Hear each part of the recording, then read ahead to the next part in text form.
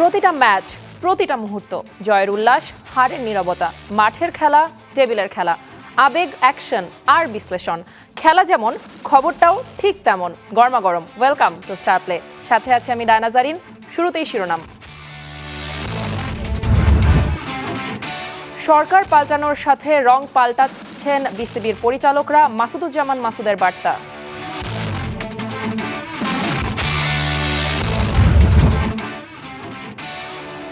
টি-20 বিশ্বকাপে কঠিন সমীকরণে ইন্ডিয়া, ওয়েস্ট ইন্ডিজের তাণ্ডবে কোণঠাসা মেন ইন ব্লুরা।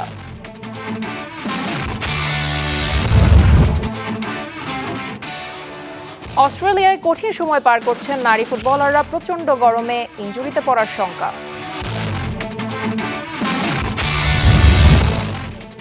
হামজা সুমিতদের বেতন দেবে সরকার, ফুটবলের উন্নয়নে সমস্যার সমাধান দরকার।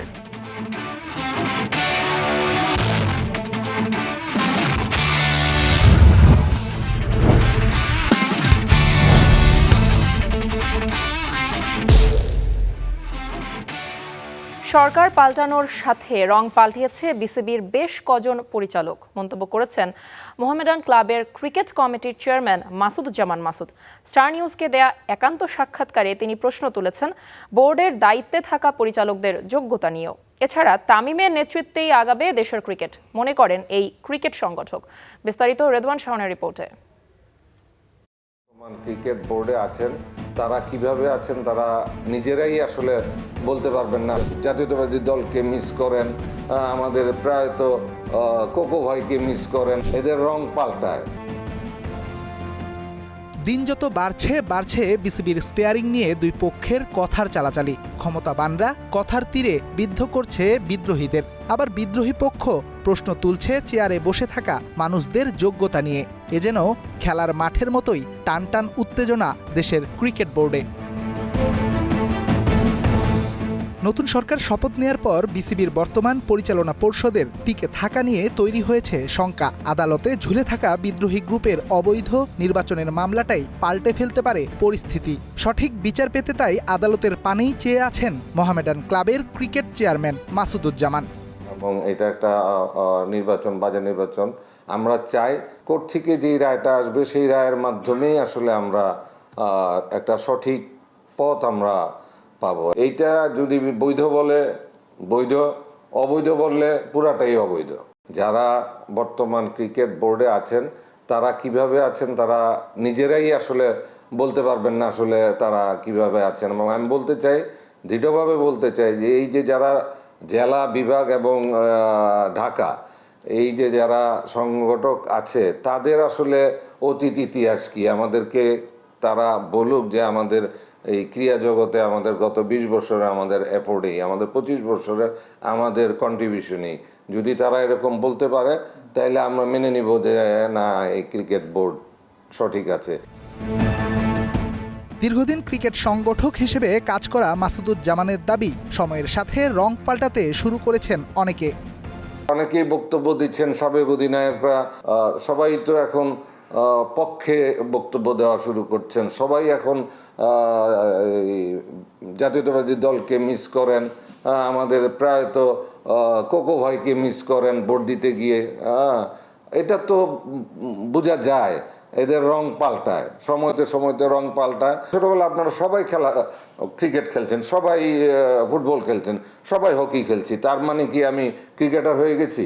তার মানে কি আমি ফুটবলার হয়ে গেছি? আপনি একজন ক্রীড়া সংগঠকের সমালোচনা বা একজন ক্রীড়া সংগঠক হইতে পারবেন না। আপনার যা প্রফেশন আছে আপনার ওই প্রফেশনে থাইকা কথা বলা উচিত। এবং আমি মনে করি যে যা কথা বলবে সেই কথাগুলির ভিতরে যুক্তিগতা থাকতে হবে এবং শালীনতা থাকতে হবে। এদিকে সব ঠিক থাকলে তামিমের নেতৃত্বেই নেওয়া হবে পরবর্তী বিসিবি নির্বাচনের প্রস্তুতি, ইঙ্গিত দিয়েছেন মাসুদুজ্জামান। তামিম আজকেও আমাদের সাথে আছে, গতকালও ছিল, আগামীকালও আছে। কিন্তু যেহেতু সে একজন খেলোয়াড়, যে সে একজন ক্রিকেটার, খেলোয়াড়দের প্রতি তার আলাদা একটা সফট কর্নার আছে। সেই কারণেই কিন্তু এই 42টা ক্লাবের আন্দোলনের থেকেও ও খেলোয়াড়দের পক্ষ নিয়েছে। এটা আমি সাধুবাদ জানাই। পাশাপাশি ও আমাদের সাথেও যোগাযোগ রেখেছে, আমাদের সাথে প্রেস ব্রিফিং করেছে, আমাদের সাথে এসেছে। আমরা তো এখনও ওকে আগে দেখছি, এখনও আগেই দেখি। ও আমাদের জাতীয় দলের নেতৃত্ব দেওয়া খেলোয়াড় এবং এই জাতিকে, এই ক্রিকেটকে, এই বাংলাদেশকে ও বহু কিছু দিয়েছে। তো আমরা যারা ওর নেগেটিভ আলোচনা করি, আমি সবাইকে অনুরোধ করব তার এই নেগেটিভ আলোচনাটা না করে তার এই জাতিকে কতটুকু কি দিয়েছে সেই ব্যাপারটা মাথায় যাতে আমরা রাখি। Redwan Shawon, Star News, Dhaka. টি-20 বিশ্বকাপের সুপার 8-এর এক ম্যাচ হেরেই বিদায়ের শঙ্কায় আয়োজক ও hot favourite Bharat. South Africa আর ওয়েস্ট ইন্ডিজের তাণ্ডবে রীতিমতো কোণঠাসা ম্যান ইন ব্লুরা। এখন শুধু বাকি 2 ম্যাচ জিতলেই হবে না, তাকিয়ে থাকতে হবে বাকিদের দিকে, মেলাতে হবে সমীকরণের জটিল হিসাব। টি-20 বিশ্বকাপে বর্তমানে সুপার 8-এর যে পরিস্থিতি তৈরি হয়েছে তাতে স্বাগতিক ভারতের কপালে চিন্তার ভাঁজ পড়াটাই স্বাভাবিক। ওয়েস্ট ইন্ডিজ জিম্বাবুয়ের ম্যাচে যা ঘটল তা এক কথায় অবিশ্বাস্য। ক্যারিবিয়ানরা 254 রান তুলে জিম্বাবুয়েকে স্রেফ উড়িয়ে দিল। 107 রানের এই বিশাল ব্যবধানের জয় শুধু ওয়েস্ট ইন্ডিজকে 2 পয়েন্ট দেয়নি, দিয়েছে এক আকাশ ছোঁয়া net run rate plus 5.350। Point টেবিলের দিকে তাকালে ইন্ডিয়ান ফ্যানদের মাথায় হাত পড়বে। ওয়েস্ট ইন্ডিজ এক ম্যাচে 1 জয়, run rate plus 5.350। South Africa এক ম্যাচে 1 জয়, রান রেট প্লাস 3.800। আর ভারত এক ম্যাচে 1 হার, রান রেট মাইনাস 3.800। ভারতের জন্য কেন এটা ভয়ের? সাধারণত গ্রুপে যদি 3টি শক্তিশালী দল একে অপরকে হারিয়ে দেয় তখন সিদ্ধান্ত হয় রান রেটের ভিত্তিতে। ওয়েস্ট ইন্ডিজ এখন এতটাই এগিয়ে যে তাদের ছোঁয়া প্রায় অসম্ভব। এই অবস্থায় ভারতের সেমির পথে মূলত 2টি প্রধান সিনারিও বা অঙ্ক কাজ করছে। অঙ্ক নাম্বার 1, সরাসরি রাস্তা, কোনো ঝুঁকি নেই। ভারতকে তাদের পরের 2টি ম্যাচে জিম্বাবুয়ে ও ওয়েস্ট ইন্ডিজের বিপক্ষে জিততে হবে। যদি ভারত 2টি ম্যাচ জেতে ও সাউথ আফ্রিকা তাদের বাকি ম্যাচগুলো হারে তবে ভারত সরাসরি 4 পয়েন্ট নিয়ে পৌঁছে যাবে। এই পরিস্থিতিতে রান রেটের কোনো বালাই থাকবে না, কিন্তু ক্রিকেট তো অনিশ্চয়তার খেলা, তাই এই সমীকরণ বেশ কঠিন। অঙ্ক নম্বর 2 মূলত রান রেটের গোলক ধাঁধা। ভারতের আসল সমস্যা শুরু হবে যদি ওয়েস্ট ইন্ডিজ সাউথ আফ্রিকাকে হারিয়ে দেয়। ধরা যাক ওয়েস্ট ইন্ডিজ সাউথ আফ্রিকাকে হারালো, ভারত তাদের পরের ম্যাচে জিম্বাবুয়েকে হারালো, ভারত তাদের শেষ ম্যাচে আবার ওয়েস্ট ইন্ডিজকেও হারিয়ে দিল। তখন ভারত ও ওয়েস্ট ইন্ডিজ উভয়ের পয়েন্ট হবে 4, আর সাউথ আফ্রিকা যদি জিম্বাবুয়েকে হারায় তবে তাদেরও হবে 4 পয়েন্ট। 3টি দলেরই 4 পয়েন্ট হয়ে গেলে লড়াই হবে নেট রান রেটের। যেহেতু ভারতের বর্তমান রান রেট মাইনাসে, তাই ভারতকে শুধু জিতলেই হবে না, জিততে হবে বিশাল ব্যবধানে।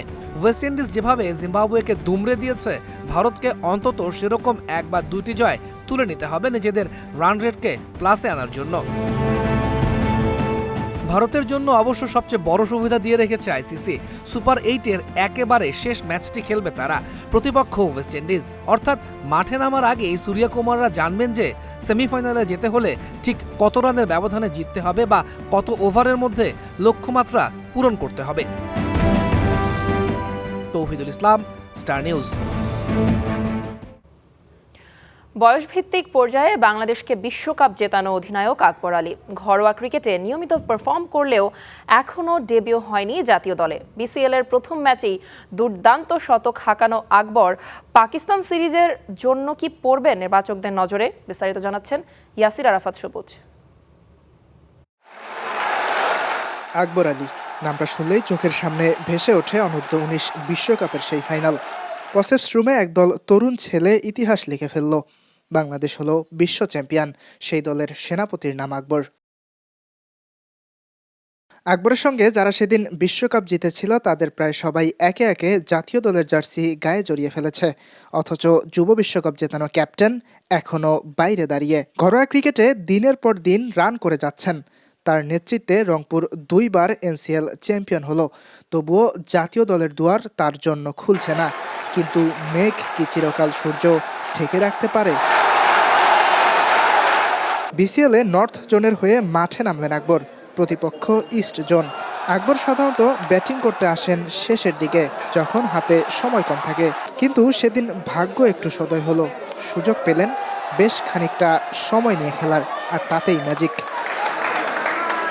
ম্যাচ শেষে স্কোরবোর্ডে দেখা গেল আকবরের পাশে জলজল করছে 111 রান। লিস্ট এ ক্রিকেটে তার প্রথম সেঞ্চুরি। দল জিতল 54 রানে, আর আকবর আলী অবধারিতভাবেই man of the match. Premier লিগেও আমি যখন নামতাম হয়তো বা ওভার কম পেতাম, যেমন 89 রানের একটা ইনিংস ছিল, সেখানেও আমি ওভার শেষ হয়ে গিয়েছিল তো, এবং কিছু অপরচুনিটি অবশ্যই মিসও করেছিলাম। তো এবার যখন আমি 70 রান পার করি, তখন একটা টার্গেট ছিল যে না, আমার হাতে সময় আছে, তো I should make it count. জাতীয় দলের মিডল অর্ডার নিয়ে অভিযোগের অন্ত নেই। যে কোনো দিনে সেখানে ধস নামে। আকবর আলী সেই ধস ঠেকানোর জন্য একদম তৈরি। এটা তো আসলে আমার কোনো কন্ট্রোল নেই। আমার কাজ হলো মাঠে ভালো খেলা ট্রাই করা, এবং সেটাই করে যাবো ইনশাল্লাহ। বাকিটা তো যাদের কল তারা। সামনেই পাকিস্তান সিরিজ। নির্বাচকদের চোখ এখন বিসিএল এর দিকে। হাতে আরো গোটা 2-3 ম্যাচ আছে। আকবর যদি তার এই পারফর্ম ধরে রাখতে পারেন, তবে হয়তো খুব শীঘ্রই দেখা যাবে সেই দৃশ্য। জাতীয় দলের জার্সি পরে মাঠে নামছেন আকবর। ইয়াসির আরাফাত সবুজ, স্টার নিউজ, বগুড়া। অস্ট্রেলিয়ায় এশিয়ান কাপ খেলতে গিয়ে কঠিন সময় পার করছে বাংলাদেশ নারী ফুটবল দল। সিডনির গরমের সাথে মানিয়ে নিতে বেশ সমস্যা হচ্ছে পিটার বাটলারের শিষ্যদের। টুর্নামেন্টের প্রথম ম্যাচেই খেলতে হবে 9 বারের চ্যাম্পিয়ন চীনের বিপক্ষে। এদিকে দলের সাথে ফিজিও না থাকায় ফুটবলাররা ইনজুরিতে পড়লে রিকভারি নিয়েও পড়তে হবে বিপাকে। সিডনিতে সময়টা ভালো যাচ্ছে না ঋতুপর্ণা আফিদাদের। একদিকে প্রচণ্ড গরমে ইনজুরি শঙ্কা, অন্যদিকে দলের সাথে নেই কোনো ফিজিও। তাই সত্যিই যদি ফুটবলাররা ইনজুরিতে পড়তে শুরু করে, কিভাবে কার আন্ডারে তাদের রিকভারি হবে, সেটাই এখন বড় চিন্তা। সিডনির ভ্যালেন্টিন স্পোর্টস পার্কে 4টা ট্রেনিং সেশন পার করেছে বাংলাদেশ। ঋতুপর্ণা, আফিদা, শামসুন্নাহার কিংবা মারিয়া মান্দারা তো আছেনই, ওদেরই সাথে ফোকাস টানছেন সুইডেন প্রবাসী তারকা আনিকা রানিয়া। তবে প্রতিপক্ষ কঠিন হওয়ায় কোচ আগে থেকেই বাস্তবতা মেনে নিচ্ছেন। আমার মনে হয় এটা অনেকটা মানসিকতার সাথে সম্পর্কিত। তাদের মাথায় এটা ঢোকাতে হবে যে আমরা বর্তমানে অন্যদের তুলনায় পিছিয়ে আছি এবং আমাদের সেই ঘাটতি পূরণ করতে হবে। আগামীকাল 2 অর্ধে মেয়েদের সবাইকে দেখার সুযোগ পাবো। আমি কাজের চাপ এবং খেলার ধরন সবার মধ্যে ভাগ করে দেব। 4 সেশন পার করার পর বাংলাদেশ প্রস্তুত হচ্ছে একটা প্র্যাকটিস ম্যাচ খেলার। নিজেদের সামর্থ্য কিংবা দুর্বলতাগুলো সেখান থেকে ভালোভাবে বের করা সম্ভব বলে মনে করেন কোচ পিটার বাটলার। আমি কয়েকটি বিকল্প নিয়ে কাজ করছি। আমরা 3-4-3, 3-5-2 নাকি 4-4-3-3 ফরমেশনে খেলবো, তা পরিস্থিতির ওপর নির্ভর করবে। আমার মনে নির্দিষ্ট পরিকল্পনা আছে, তবে আমি পুরো বিষয়টি 45 মিনিটের ভাগে দেখতে চাই। এশিয়ান কাপে 12 দলের 11টা র্যাঙ্কিংয়ে 70-এর মধ্যে, যেখানে একমাত্র বাংলাদেশের অবস্থান 112। বোঝাই যাচ্ছে কতটা কঠিন চ্যালেঞ্জের সামনে ঋতুপর্ণারা। যদিও সময়ের ব্যবধানে সবই মানিয়ে নিচ্ছেন ফুটবলাররা। এরই মধ্যে অস্ট্রেলিয়ার ফুড হ্যাবিটের সঙ্গে অভ্যস্ত হচ্ছেন পিটার বাটলারের শিষ্যরা। তারা এখানকার খাবার পছন্দ করছে। খাবারগুলো অ্যাথলেটদের কথা মাথায় রেখে তৈরি করা হয়েছে। আমি সত্যিই বিশ্বাস করি যে এটি তাদের জন্য কাজ শুরু করার একটি দারুণ সুযোগ। মার্চের প্রথম দিনে শুরু হবে টুর্নামেন্ট। বাংলাদেশের হাতে সময় আছে সপ্তাহেরও কম। যত প্র্যাকটিস অ্যাপ্লাই করা সম্ভব তার সবই চেষ্টা করবেন কোচ বাটলার। সবারই জানা ইভেন্টটা কতটা কঠিন হতে চলেছে বাংলাদেশের জন্য। Sheikh Ashiq, star news. নারীদের পাশাপাশি এখন থেকে পুরুষ ফুটবলারদেরও বেতনের আওতায় আনবে ক্রীড়া মন্ত্রণালয়। ফুটবল উন্নয়নে কমলাপুর, সিলেট ও কক্সবাজার স্টেডিয়াম বাফুফেকে বুঝিয়ে দেবে জাতীয় ক্রীড়া পরিষদ। বাফুফে কর্তাদের সাথে মতবিনিময় শেষে এমনটাই জানিয়েছেন যুব ক্রীড়া প্রতিমন্ত্রী আমিনুল হক। কক্সবাজারে জমি পেতে প্রতীকী মূল্য দেওয়ার প্রস্তাব বাফুফের। মন্ত্রী হবার পর একক ফেডারেশনের সাথে এটাই প্রথম সভা আমিনুল হকের। বৈঠকে বাফুফের 4 সহসভাপতি সহ নির্বাহী কমিটির 14 সদস্য উপস্থিত ছিলেন। ফুটবলের অগ্রযাত্রা বেগবান করতে কোমর বেঁধেই নামতে চান প্রতিমন্ত্রী। ফুটবল উন্নয়নের অন্তরায় অজানা নয় প্রতিমন্ত্রীর, তাই সবার আগে জানা সমস্যাগুলোই দূর করার ভাবনা সাবেক এই ফুটবলারের। আমাদের কমলাপুর স্টেডিয়াম আমাদের সিলেট স্টেডিয়াম এবং চট্টগ্রাম স্টেডিয়াম, এই 3টি মাঠকে আমরা আনুষ্ঠানিকভাবে চুক্তির মাধ্যমে আমরা ফুটবল ফেডারেশনকে বরাদ্দ দিব ইনশাল্লাহ, এবং স্থায়ীভাবে আমরা প্রত্যেকটি জেলায় জেলায় লিগ আমরা অনুষ্ঠিত করতে চাই। এই বিষয়গুলো নিয়েও আমরা তাদের সাথে কথা বলেছি। সরকারিভাবে আমাদের চুক্তিভিত্তিক স্থায়ী বেতন কাঠামোর ভিতরে আমরা আমাদের এই ফুটবলারদেরকে অন্তর্ভুক্ত করব। ফিফার অর্থায়নে কক্সবাজারের সেন্টার অফ এক্সেলেন্স নির্মাণে সরকারি জায়গায় অনুমতি মিলেছে আগেই। এখন বাধা শুধু 8 কোটি টাকার বড় অঙ্ক। আমাদের সেন্টার অফ এক্সেলেন্স, যেটা নতুন করে সরকার আমাদেরকে একটা জায়গা দিয়েছেন, সেখানে প্রায় 8 কোটি টাকা দরকার। আমরা ওইটাকে নামমাত্র মূল্যে, প্রতীকী মূল্যে ফেডারেশনকে দেওয়ার জন্যে অনুরোধ করেছি। উনি বলেছেন সেটা উনি বিবেচনা করবে এবং যথাযথ মন্ত্রণালয়ের সাথে উনি কথা বলবেন। অলমোস্ট তারপরে উনি জোর দিয়েছেন কোচিংয়ের উপরে, কোচদেরকে ট্রেনিং করার জন্যে, এজ লেভেল ফুটবলকে তুলে আনার জন্যে। ফুটবলারদের বেতন কাঠামোর আওতায় আনতে আর বার্ষিক ক্যালেন্ডার তৈরি করতে আবারও জোর দিচ্ছেন ক্রীড়াঙ্গনের নয়া এই অভিভাবক। আর তাতে শতভাগ আস্থা রাখতে চান বাফুফে কর্তারাও। বর্তমানে যে মাননীয় প্রধানমন্ত্রী মহোদয় আছেন, মাননীয় অর্থমন্ত্রী আছেন এবং মাননীয় ক্রীড়া প্রতিমন্ত্রী আছেন এবং আমাদের সম্মানিত সভাপতি আছে, এই 4 জনের চেষ্টায় ডেফিনেটলি আমরা এই টার্মে আমরা বিশ্বাস ফুটবল কমপ্লায়েন্ট ডেডিকেটেড একটা স্টেডিয়ামের কাজ শুরু হবে এবং আমরা দেখবো ইনশাআল্লাহ, এটা আমরা বিশ্বাস করি।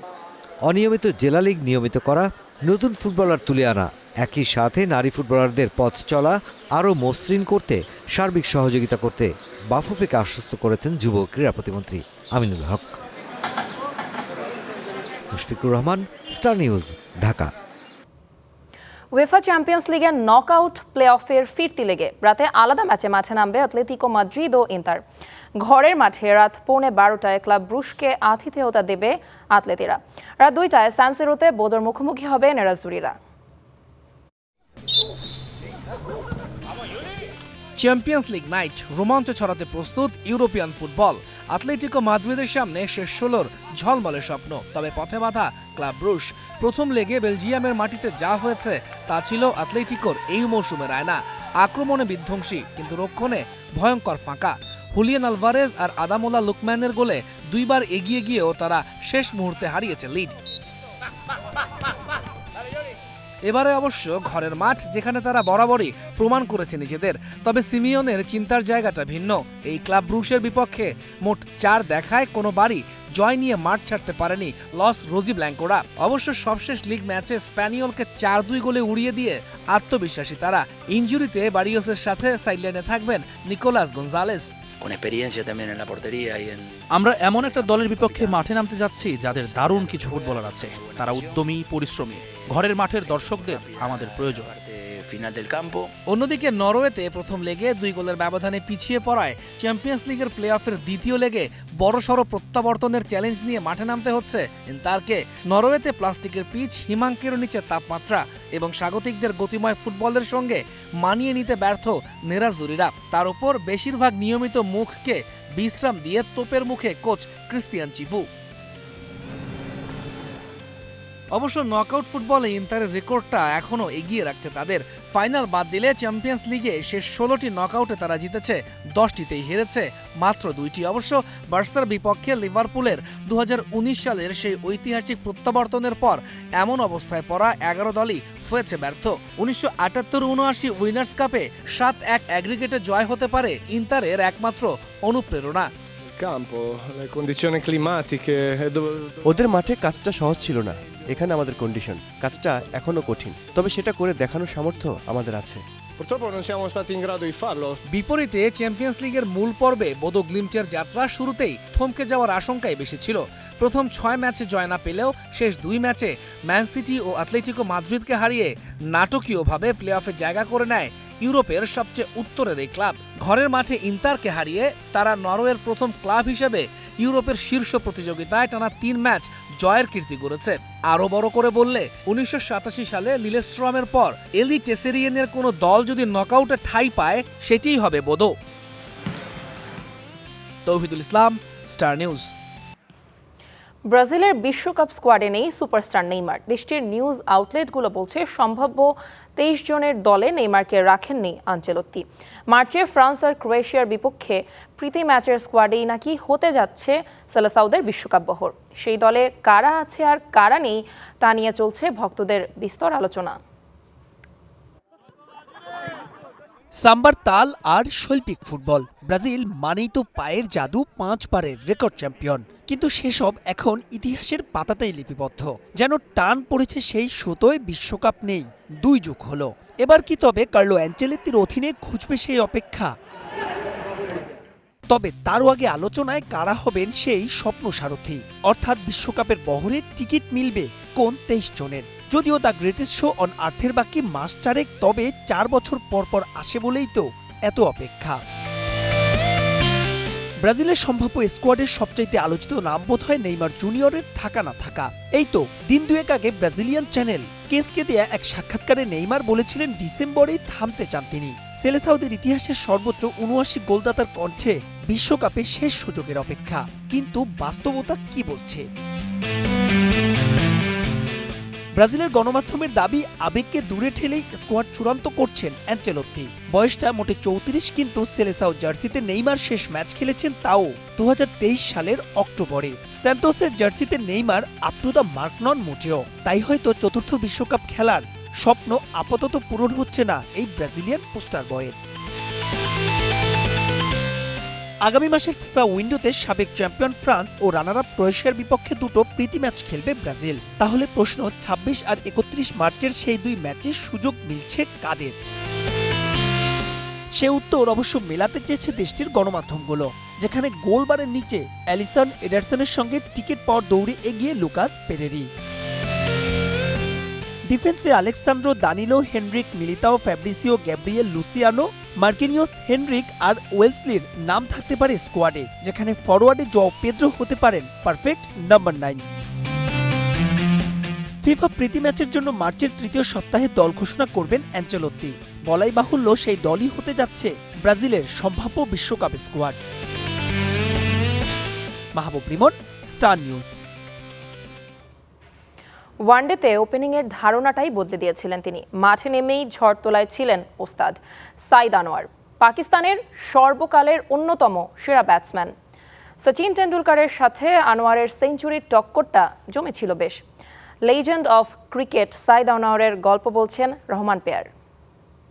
কিংবদন্তির গল্প, যাকে ছাড়া অপূর্ণই থেকে যাবে 90-এর দশকের ক্রিকেট।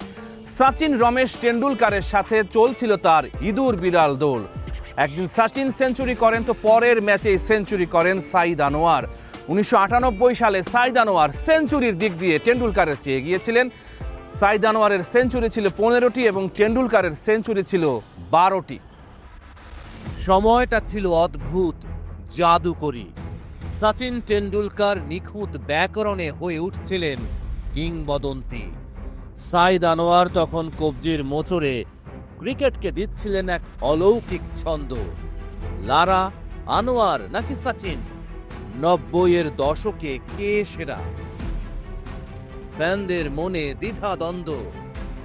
অনেকের মতেই ব্রায়ান লারা নন, আনোয়ারই ছিলেন সেই বাঁহাতি শিল্পী যিনি অন্তত ওয়ানডে ক্রিকেটে ছিলেন সচিনের মূল প্রতিদ্বন্দ্বী।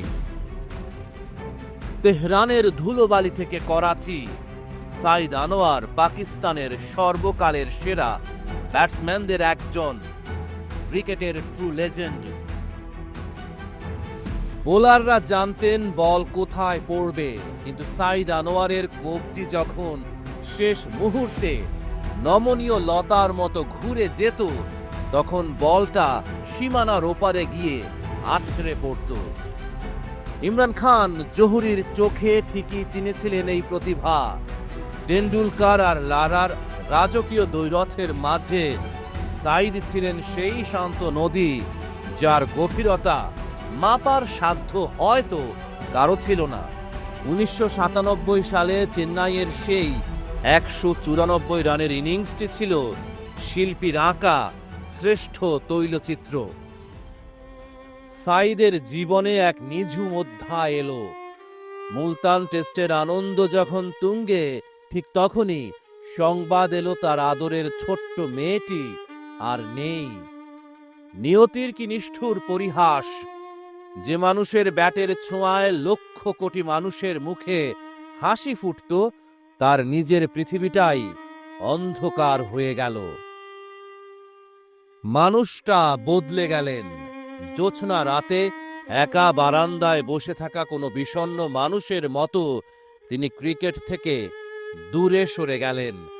যখন ফিরলেন, চেনা সাইদ আর চেনা রইলেন না। থুতনিতে দাঁড়ি, চোখে এক অদ্ভুত নির্লিপ্ততা। শারজার নিরাপত্তা রক্ষীরাও তাকে চিনতে পারল না। যে মাঠে তিনি 7টি সেঞ্চুরি করেছিলেন, সেই মাঠের গেটেই তাকে আটকে দেয়া হলো। 2003 সালের বিশ্বকাপ, ভারতের বিপক্ষে সেই সেঞ্চুরিটি ছিল মোমবাতি নিভে যাওয়ার আগের শেষ উজ্জ্বল শিখা। এরপর এলো সেই বিষাদ মাখা সংবাদ সম্মেলন। সাইদ আনোয়ার চেয়েছিলেন বীরের বেশে বিদায় নিতে, কিন্তু বোর্ড আর নির্বাচকদের অবহেলা তাকে বাধ্য করল অকালে সরে যেতে। একসময় পিসিবি তাকে প্রধান নির্বাচক হতে বলেছিল, কিন্তু তিনি ফিরিয়ে দিলেন। যে মানুষটা নিজের জীবনের সবচেয়ে বড় সুখ সামলে নিয়েছেন, তার কাছে কাগজের ওপর কয়েকটা নাম কাটাকাটি করা হয়তো খুব তুচ্ছ মনে হয়েছিল। সাইদ আনোয়ার এখন তসবিহ হাতে কোনো এক নির্জন মসজিদে সৃষ্টিকর্তার সান্নিধ্য খোঁজেন। মাঠের সেই উত্তাল কোলাহল এখন তার কাছে খুব দূরের কোনো স্মৃতি, যা মাঝে মধ্যে বৃষ্টির শব্দের মতো কানে বাজে। ক্রিকেট বিশ্ব তাকে মনে রাখবে এক নিঃসঙ্গ সম্রাট হিসেবে, যিনি ধ্রুপদী ব্যাটিংয়ে ফ্যানদের হৃদয় জয় করেছিলেন। Rahman pair, star news. দর্শক, খেলাও থামবে না খবরও, কিন্তু সময় বলছে আজকে এখন থামতে হবে আমাদের, কিন্তু আমরা ফিরবো আগামীকাল আবারও ঠিক রাত 10টায়। Till then stay with Star play.